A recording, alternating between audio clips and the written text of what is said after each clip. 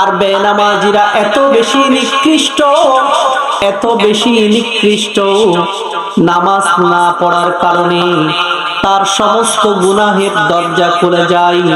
আল্লাহ কোরআনে বলেন, যে নামাজ আদায় করবে মনোযোগ সহকারে, যে মনোযোগ সহকারে গুরুত্ব সহকারে নামাজ আদায় করবে, নামাজের হক আদায় করে নামাজের মতো নামাজ পড়বে, তার মাধ্যমে কখনো অন্যায় অপরাধ গর্হিত কাজ সংগঠিত হতে পারে না। ইন্নাস সালাতা তানহা আনিল ফাহশাই ওয়াল মুনকার ওয়ালাযিকরুল্লাহি আকবার ওয়াল্লাহু ইয়ালামু মা তাসনাউন।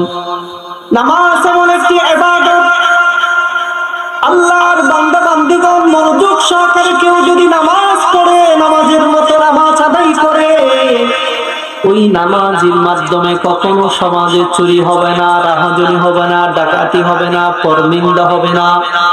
নামাজি মানুষ যদি নামাজের মতো করে নামাজ আদায় করে, সে কখনো অন্যর হক নষ্ট করতে পারে না, সে কখনো অন্যায় কাজ করতে পারে না।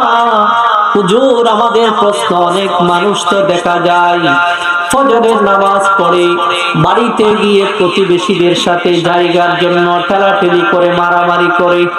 অনেক মানুষ নামাজ পড়ে দোকানে চুরি করে, অনেক মানুষ নামাজ পড়ে মিথ্যা কথা বলে, অনেক মানুষ নামাজ পড়ে পরনিন্দা করে, গীবত করে, সমালোচনা করে, অনেক মানুষ নামাজ পড়ে সমাজের রাষ্ট্রবিরোধী, রাষ্ট্রদ্রোহী কাজে মাদকের সাথে সম্পৃক্ত হয়ে যায়।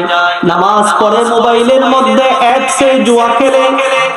হে যুবক, ভালো করে লক্ষ্য করো, তোমার একটা জীবনের টার্গেট থাকতে হবে। যুবক, আজকে আছো, হয়তো কাল তুমি বেঁচে থাকবে না, কাল মসজিদের মাইকে তোমার লাশের ঘোষণা হবে। এমন হতে পারে যুবক, তুমি মোবাইল নিয়ে যে মোবাইলের অ্যাপসে জুয়া খেলে খেলে লক্ষ লক্ষ টাকা যে শেষ করে দিচ্ছ, দেশের সম্পদ, মা বাবার সম্পদ, ছেলে সন্তানের সম্পদ নষ্ট করে যাচ্ছ, কাল হাসরের মাঠে আল্লাহর কাছে জবাব দেওয়ার মতো কোনো উত্তর খুঁজে পাবে না। আমার আল্লাহ বলেন, ইয়া ওয়াইলাতানা মা লিহাযাল কিতাবি লা ইউগাদিরু সগীরাতান ওয়ালা কাবীরাতান ইল্লা আহসাহা।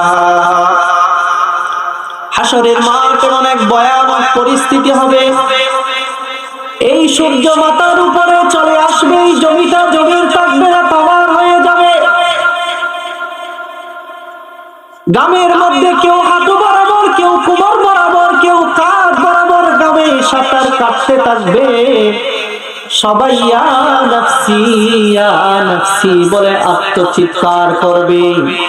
হাসরের মাঠে হিসাব নিকাশ শুরু হওয়ার পর্যন্ত এমন ভয়ানক পরিস্থিতি হবে, এমন গরম হবে, মানুষের মাথার মগজগুলো বাতের মারের মতো কানের ছিদ্র, নাকের ছিদ্র দিয়ে বের হয়ে পড়বে।